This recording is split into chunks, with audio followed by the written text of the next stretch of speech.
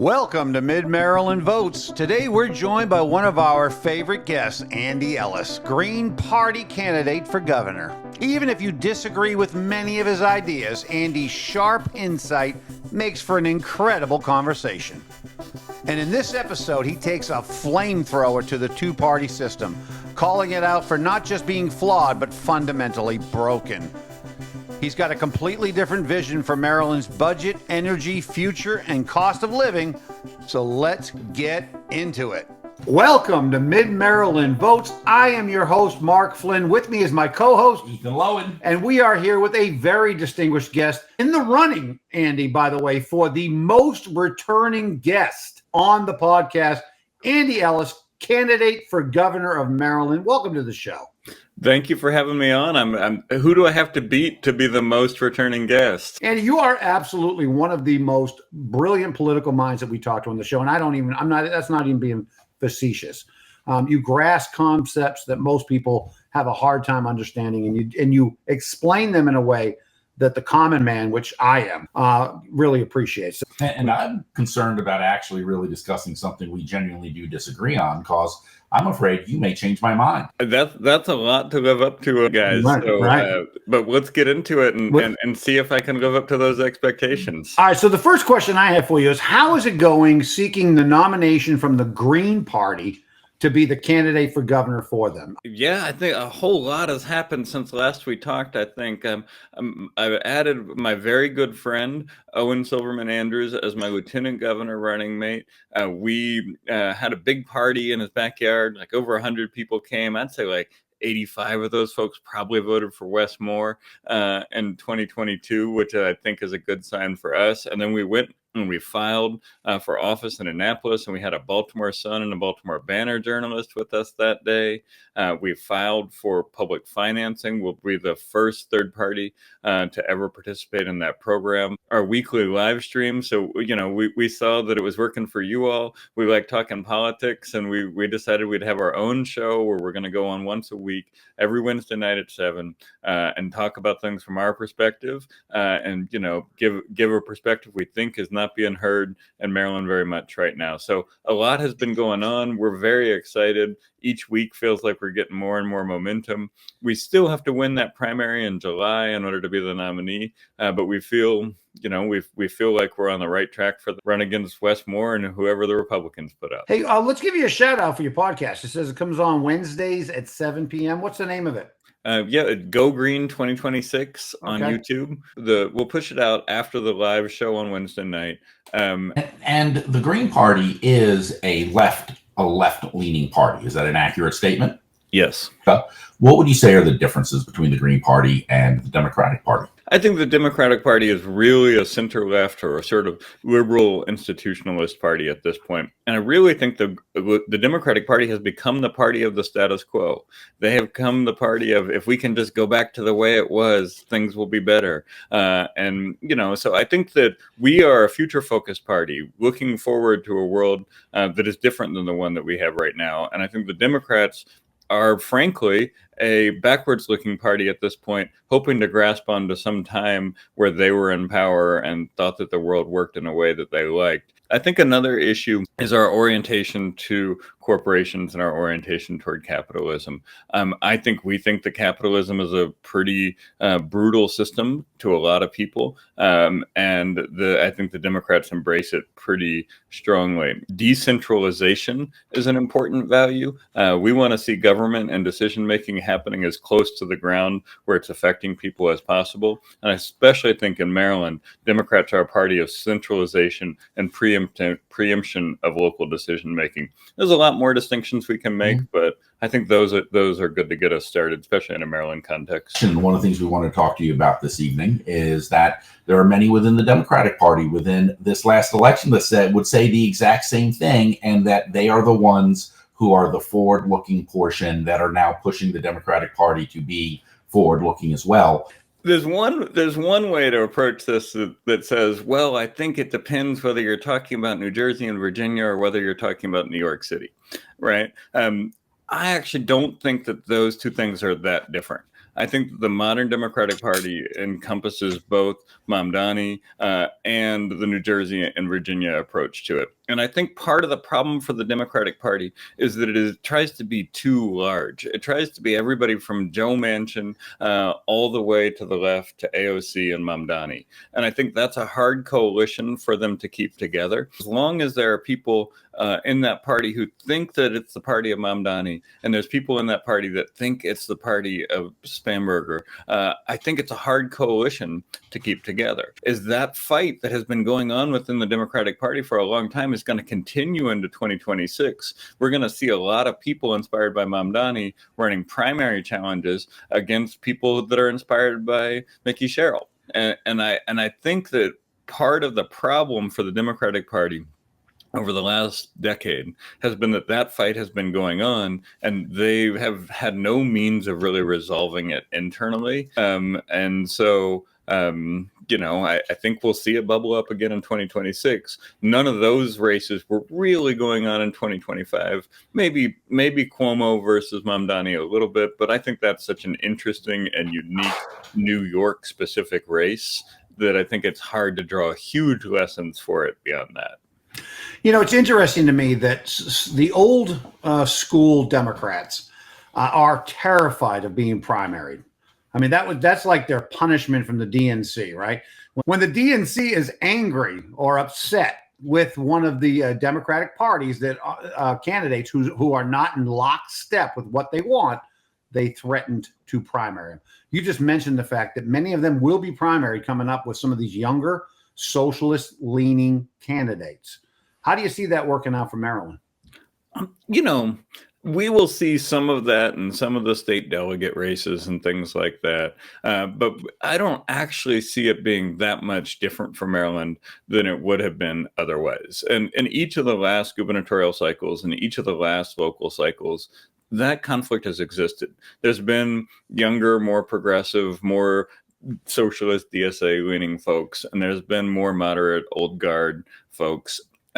And I think that 2026 will look a lot more like 2022 than it does 2025 in a sense, and so I kind of think that, yeah, some folks will win those races that they wouldn't have won, that they might not have won otherwise. But I don't think we're going to see a large influx of progressive DSA endorsed candidates getting elected to the General Assembly or to county councils. We might see a decent amount of those folks doing okay in municipal elections in places like Prince George's County and Montgomery County and some of those types of things. But I actually don't see Maryland being that much different as a result of this year's elections.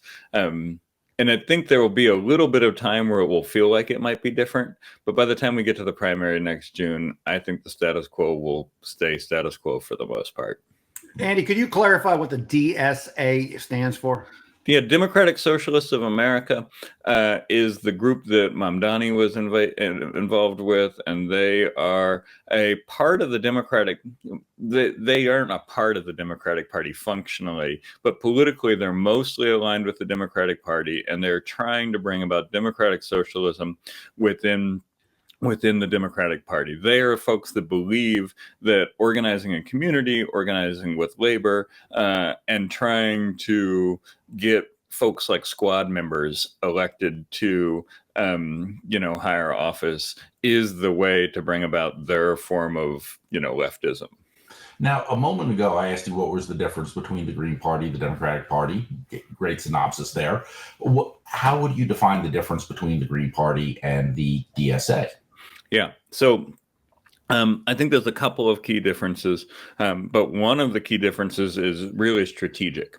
The DSA believes that the pathway to whatever they're looking for comes through the Democratic Party primaries and Democratic Party generals. So they would like to see candidates like Mamdani and AOC win a Democratic primary and then win power as Democrats. Greens have a different approach to this, which is to challenge the two-party system at its core and to run outside of the Democratic Party, because we think that as long as that two-party system is the way that it is, somebody like AOC or Mamdani gets into office and they're going to get pulled away from promises they made in the primaries and things like that, because the nature of a two-party system, they're going to move toward the center. I think the key difference is really how they orient themselves toward politics, power, and the existing two-party system.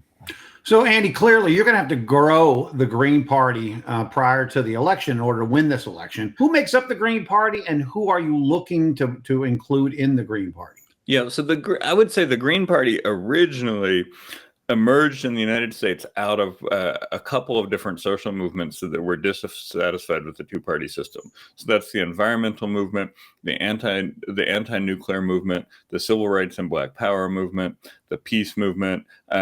Those movements that existed in the 70s and in parts in the 80s became dissatisfied with the Democratic Party at different points. And based on what your particular politics were, some people dropped out of the Democratic Party after the way the Democratic Party treated Jesse Jackson. Some people came out at other points. So folks that typically more radical than what they think are able to be accomplished in the Democratic Party are your sort of old school Greens. Ralph Nader inspired a bunch of those folks with his 2000 presidential run, and a lot of those folks, joined local Green parties and things like that. The new generation of Greens is mostly younger people.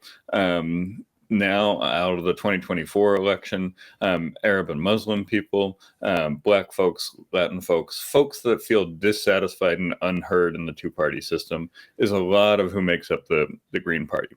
I think who we are going to be targeting in this election is dissatisfied progressives, young folks who have given up on the two-party system. I think probably also Gen Xers who believe that the two-party system is really bad. I think there's a lot of good data that says that Gen Xers are some of the most dissatisfied people at this point. But also folks who look at Maryland and maybe independents, maybe more in the center, or may have less ideological politics, who are mad about the way that democracy and representation works here, and the way that it feels like our voice doesn't matter if we're not part of the Democratic Party, or in some places the Republican Party. So 3 groups of folks we're targeting: angry progressives who may have voted for Moore the first time but don't like the way that he's governing, people who are dissatisfied with the two-party system because of the ideology, and people who are dissatisfied with the two-party system because of the way that it makes democracy not function. So that's awesome on who you're targeting. Now, how do you plan on growing your party? We've identified 4 campaign goals that will help us to run a good campaign, but also help us, I think, to have a growing Green Party and a growing multi-party Maryland on the other side of it. The first one is to win the Green Party primary overwhelmingly. Even if we don't have an opponent, we will have none of the above on the ballot because we don't believe that anybody should get a free pass, and so it will be us and none of the above. So first goal is to win the Green Party primary overwhelmingly. We would like to get 300 to 500 votes, which would be 5 times what the biggest primary turnout has been so far. And we want to do that in part, not just because we want to win the primary, but also because we know that the political science says that when a third party is going to overperform expectations, it does so by galvanizing a core group of supporters within the party who will be the one who spread the word outside of when the candidate and the campaign are there. So goal number 1, win the Green Party overwhelmingly and build a solid base of Green support. Goal number 2, qualify for public finance matching funds. And so if we get 1,500 Maryland donors who give no more than $250 apiece, and we raise $120,000 total by July, we will qualify for matching funds out of the Maryland Fair Election Fund. Maryland Fair Election Fund is the money is there from fines and fees that come from other people's bad campaign finance things. If somebody makes a mistake on their filing or somebody does something illegally, those fines and fees go into the public finance fund. If we qualify for that, we'll get 8, 6, 4 times match on whatever we raise. So we could be looking at $600,000 to $800,000 from the state of Maryland in August of this year. And if we get that, we're going to use it to reach out to people all across the state. We're going to get that to hire folks. We're going to get that to get on TV if we can. The third goal is to qualify for the Maryland Public Television debates. And Maryland Public Television, 30% of its funding comes from taxpayer money, and it has typically excluded third-party candidates from the debates that it hosts. So we are pressuring them in a variety of ways to get us included, because we think the lesson from Ross Perot is that when people are on the debate stage that have different perspectives than the two parties are willing to put on the debate stage, people like it. People want to vote for it, and people are happy to hear more choices. So all of that will help us to lead to what we hope is 100,000 votes in the general election. That would be the best third-party performance in the state of Maryland since the Civil War in a gubernatorial election.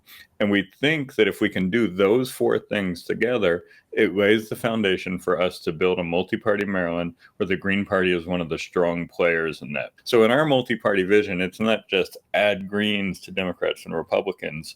It's have some libertarians, have some good government reformers in the center, and have a left grassroots party. The rationale that you have for believing that this is the time that is ripe to grow a third party and a third party system within Maryland certainly seems to hold up, in the sense that the fastest growing group of voters in Maryland for the last couple of years, I believe, have been independents. Yep. And you being a left party, the majority of those independents have come from people dropping out of the Democratic Party. Going back to the DSA has risen and become very popular. Yes, it's operating within the Democratic Party, but it's almost creating a resurgence amongst the people that you yourself are targeting. And probably the biggest difference between the Green Party and the DSA is that the DSA does operate within institutions. Can you describe the difference between the Green Party's philosophy on local decision making versus the DSA's belief in the centralization of power? So let me say, the Green Party's approach to localized decision making in a place like Maryland would be that counties and municipalities should have more power, and they should not be preempted by the state government. So if we think about something like this bill that came last year about placement of solar farms in rural areas, right? Like the Green Party would say, it is the job of the people in that county to build the political power that they need in order to convince the county to do what they want to do with renewables. We firmly believe that we need to make a quick and an important transition to renewables, but we don't think that comes by having the central government in Annapolis tell everybody else that they have to agree to seat things wherever the state says so. So I think the Democrats would say, if the counties that they don't like are not doing what they want quick enough, they're going to tell them they don't get to have that decision-making power anymore. I think the Green Party would say it is our job as organizers and advocates to convince the decision makers in that county to embrace solar more openly. Right. And so we see democracy as a thing that happens when people convince their neighbors, their electeds, their local boards to do the things that they want. Not when you can't convince them of that, you go to Annapolis and get them to preempt the local decision making. So, I mean, I think that is like, and look, I'm not saying counties can do everything they want. We think within those guidelines, the counties, the municipalities should get to decide how they hit those targets and how they implement them. I think another version of this would be if you look at the blueprint funding or the blueprint program for public schools. The blueprint for Maryland, which we've covered on several previous shows. Yeah, and I think Greens would say local authorities should have the ability to figure out how it is that they want to spend the funds and hit the targets. And I think we would say schools should be the ones who are deciding how the monies that go to schools should be sent, instead of sending the money to central offices so that central offices can dictate what teachers have to do. So I think those are two examples of how we look at decentralization differently than how Democrats look at it. I don't really know how DSA looks at these questions, because they are not weighing in on each sort of policy decision. They're sort of picking their battles here and there on different things at the political level in the state of Maryland. But I do understand how the Moore administration, Ferguson and Jones, are running the governor's mansion, the Senate, and the House of Delegates. So you mentioned the blueprint for Maryland, which is an all-encompassing bill that many think cannot be successfully financed by the state without a huge budget deficit. So it opens up the question, Andy, do you support the blueprint for Maryland? And if so, or if not, the financial implications of the budget deficit, how would the Green Party deal with that? When we get on that debate stage in October and we are talking about this question, what we are going to say is that Maryland should live up to the commitment that it made to teachers and schools, and that it should fund the blueprint, and that it should do that by closing corporate tax loopholes and by more progressive taxation. What we believe Wes Moore is going to say is that he has to cut the blueprint in order to save it, despite the fact that he has an endorsement from the Maryland State Educational Association. We saw last year that he started to roll out a preview of the things that he's going to cut in the blueprint. And he said this week that he's not going to increase taxes at all. So I think we should assume that the Republican is going to get on stage and say, we should scrap this, figure out something new. Wes Moore is going to get on the stage and say, we need to cut this in order to save it, and we need to privatize where we can, and we need to look for these best practices that are driven by consulting firms and universities and things like that. And we are going to say, use increased progressive taxation and close corporate tax loopholes, and maybe tax the endowments of places like Johns Hopkins in order to live up to the commitment that was made in the blueprint to give teachers and schools the money that they need in order to transform education in the state of Maryland. Now, what we will say is different about that is we don't want Annapolis bureaucrats determining how schools in Carroll County or Anne Arundel County or Washington County are staffing themselves. We want them to be able to have the power in order to staff themselves in a way that hits the targets that are useful in it. So for us, it is fully fund the blueprint as it was promised, but release the restriction, or release the Annapolis bureaucrats' control on how local counties and school boards are implementing it. And we would also say as much money as possible should be at the school level, spending on things that school leaders know work, instead of in central offices and Annapolis bureaucracy using consulting firms to tell school leaders what work. When you talk about the blueprint, because of course it's a $3.8 billion, I believe the state of Maryland in taxes and fees collects somewhere around $28 billion now. And of course, adding $3.8 billion every single year is like a 13% increase annually. The other thing that is so interesting with the blueprint is in this last election, whereas historically the teachers union, their candidates win about 70-80% of school board elections, this past election it was less than 50%.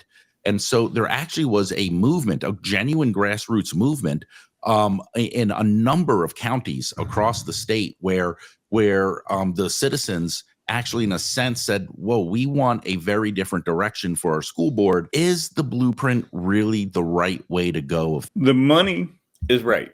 We need to have good schools if we want to attract new people to live here. If we're going to have the level of taxes that we have, we need to have the kind of schools that can justify people moving young families here and having it be worth the taxes that we're asking them to pay. And so I think the money is right. I think the problem with the blueprint that is wrong is the centralization of control in central offices and in Annapolis. And so I think the MSEA, Maryland State Educational Association, who, by the way, we asked if we could participate in their endorsement process because my running mate is an organizer for them in their effort to get community colleges unionized. We asked if we could participate in their endorsement process, and they said, no, we have this process where we allow our members to first give an up or down vote on an incumbent, and if they like the incumbent, then we endorse them without ever hearing anybody else. Oh my Lord. Right? It's so upside down. When you say rigged, that is there's a picture of the MSCA next to that in the right. It's not just one teachers union in the state of Maryland. There's several teachers unions, and I think the AFT has a different approach to this than the MSCA does. But I don't want to get too into the weeds of that. But I did have to throw that in there about their endorsement process. Right. What the BTU wants and what we agree with is there needs to be investment in order to make sure that the schools are safe places for the children and the workers, and that those safety standards that were passed in a bill last year are fully funded. So there was a bill that was passed that was about public sector workers and safety, and that applies to schools. That needs to be fully funded so that our teachers and our students and our parents and our communities can trust the safety of the school buildings. That's one thing. The second thing is, in this theme of decentralization, we think the school leaders and the communities should be the ones who are deciding what programs to use in the schools, what ways they need to meet the goals. I don't have problems with targets, with the state setting targets for X, Y, and Z should happen, and then giving it to the locals and the schools to figure out what to do with it. The thing I have a problem with the blueprint is the overly restrictive way that it tells counties and schools what they have to do in order to get the money. Nobody wants Big Brother involved in our schools. You know, as you said, the schools know what they need. Give them the money, give them the resources, and let them make up their decisions. They've had the opportunity to do that. So the first 5 years of the blueprint, they really had some opportunity to do that. But the state has brought in this strategic consulting education firm out of the University of Chicago. Imagine that, another firm getting outrageous fees to tell us how to spend our money. Right. And they're going to come in, and what they're going to do is they're going to evaluate the programs that the schools have been engaging in. And if the schools meet their best practice standards created by other universities and other nonprofits, they're going to allow them to keep doing that. But if the school program doesn't meet their, their standards, those programs are likely to get cut. So this year marks the 5-year point of the blueprint, and built into the blueprint language is something that says at the 5-year point, we need to have an assessment, an audit, and all of that. So what we think is going to happen is that Wes Moore is going to look at this budget information coming.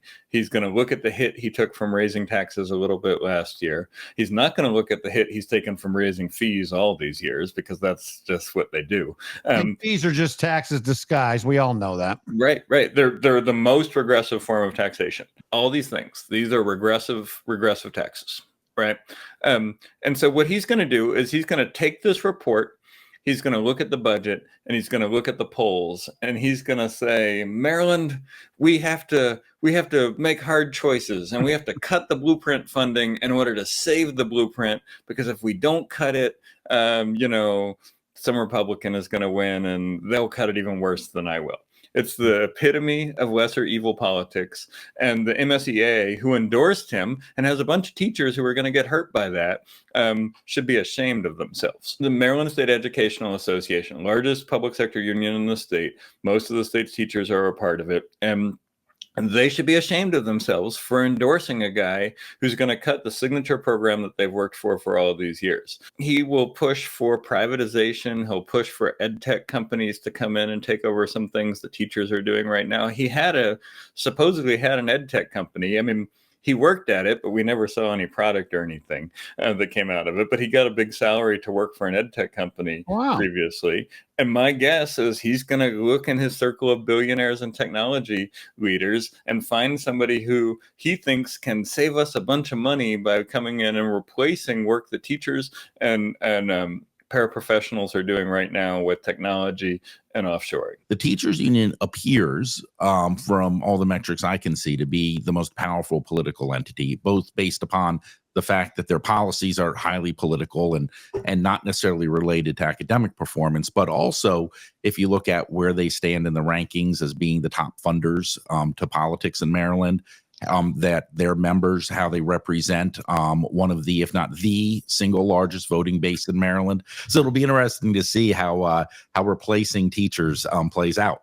I mean, can I just say one thing here is I do not actually think that they are that powerful, or they would not have endorsed the man without hearing any of his ideas or hearing any of his opponents. I think that they think they're powerful, but I think that power is slipping away. And I think the members know that. As I said, my running mate, Owen, is a member, and he went to the convention in Ocean City. And since he wasn't allowed to address the delegates because they were endorsing the incumbent only, he just spent his whole time going around and talking to other members and other teachers and letting them know that their their union wasn't allowing him to address them, even though he was a member, right? And so I think there's a lot of members that are frustrated with the way that the leadership has given up its power and surrendered it to Wes Moore and the Democrats. One of the things that you had mentioned earlier with something that the Green Party and the Democratic Socialists of America are in agreement on is your belief that capitalism is as you stated, a fairly brutal system.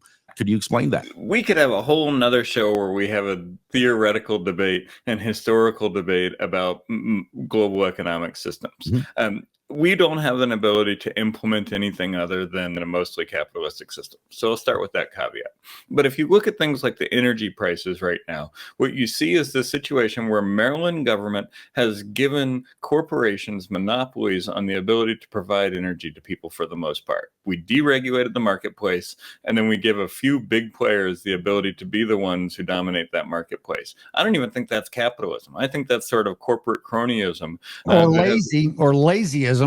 You don't have to do anything. Just let this big corporation you hire do everything for you. It's just being lazy. So we've got this situation where BG&E and Pepco and the other energy companies are making record profits while ratepayers are paying record rates, right? And we can talk all we want about the energy generation and what happened with that and all, but at the end of the day, the reason that that's happening is because the way that Maryland runs these things is it deregulated and then gave these corporations a monopoly and then gave them the ability to pass those costs on to ratepayers. These are the kind of excesses that I think happen when Democrats get in bed with corporations and let the corporations do all the hard work. I'd rather see a situation where if we're going to have a monopoly, if we're going to give out monopolies on energy provision, I'd rather it be that the state is running the utilities at that point. And at least if I don't like the way that the utility is being run by the state, I can vote out the people who are the utility. A democratic control of institutions is more effective than private control or of nonprofit control. And if you think about it in another context, like if I don't like the program that the school board is implementing at my school, I can vote for somebody else for school board. If they offshore that to some nonprofit that gets to make those decisions, I can't do anything about that nonprofit. I can't show up at the Able Foundation and be real mad and shake my fist and bring 10 of my friends and get them to show up and vote the head of the Able Foundation out. I can do that with my local school board. I would rather see a democratically controlled means of production, even if it means the Democratic Party is the one that is regulating the utilities. I'd rather see that than Pepco, BG&E, and these other folks that just get to do whatever they want. And, Wes Moore and the PSC will wag a finger at them, but they don't stop them from ripping off ratepayers while they're making record profit. We did an episode that implied that the closing of these perfectly fine coal generated or natural gas, there was natural gas that more literally just closed these perfectly working energy sources and then outsourced out of state. How do you feel about that? So, this all goes back to the whole way that we tried to do a green transition a couple of years ago. The green transition, much like the blueprint, was Democratic promises that they never planned on living up to, right? So both the Democratic promises they never planned on living up to. We've heard this before. Yeah. If you look at the blueprint, again, that $3.8 billion, 13% increases, there's no way that someone proposed that and actually expected that to occur. When it passed, the budget office said you're going to have to raise income taxes, sales taxes, and property taxes in order to pay for this. And Bill Ferguson said, "No, we're not. Thank you very much." Right? Bill Ferguson being the president of the president of the Maryland Senate, right? So look. The blueprint and the renewable plans that came out in the last 10 years were promises that Democrats made that they never planned on living up to. They were promises that they made to win elections, and then they were going to use the threat of those things being taken away by Republicans in order to justify right-sizing them to the place that they needed to be in the first place. So when we say that we're going to hold the line on the blueprint funding, we want to hold them to the commitment that they made to Marylanders and to teachers, that they were going to put record amounts of money into our schools and to our communities. Yeah, I love the fact that you are bringing a light to how the parties work almost together to make promises they don't intend to keep. Right. Like you said, the Democrats use the Republicans or an excuse of the Republicans to bring down or to fight against the things that they know they can't fund anyway. Right. And if you think about the blueprint, Wes Moore is going to get up in that debate. If I'm not on the stage and Larry Hogan is, let's imagine that. He's going to say, Maryland, I know it's hard, but we got to cut this thing in half right now, because if he gets in office, he's going to cut it in more than half. We're going to cut it in order to save it. We have to, Andy, we have to pass the bill before we know what's in it. Nancy Pelosi will never live that down, mainly because of Mark. Never. I put that Nancy Pelosi plug in as often because it absolutely typifies what politics has become. So we have to pass the bill to understand what's in it. Oh, that's very good. And we have to cut it in order to save it. Right. We have to destroy it in order to save it. We can talk about who's in the governor's mansion, but Democrats have had a decades-long veto-proof majority in both houses of the General Assembly, and they can do whatever they want. I mean, Republicans can win the governor's mansion, but they can't win either house of the General Assembly. And since 1867, I think there's been 8 years total since 1867 where Democrats weren't in control of both houses of the General Assembly. And I think like 1940s or 1950s, there's been a veto-proof majority. So all of this lies on the Democrats in the General Assembly. The governor has a powerful role to play in it. But at the end of the day, the powerful leadership in the Maryland Senate and the powerful Democratic leadership in the Maryland House, they get to call the shots. And one of the things that I find really interesting about this, supermajorities tend to be more conservative than the politics of the people that are in them. Using the excuse of maintaining the supermajority in order to go slow, enrich their donors, and appeal to the national narratives instead of doing what Marylanders need them to do. And one of the things when it comes to the third parties, historically in America, third parties, we've always had a two-party system. It just kind of worked out that way. But third parties have come along on a regular basis and changed the narrative and added things to the debate that never would have been there otherwise. There is a rich history of that.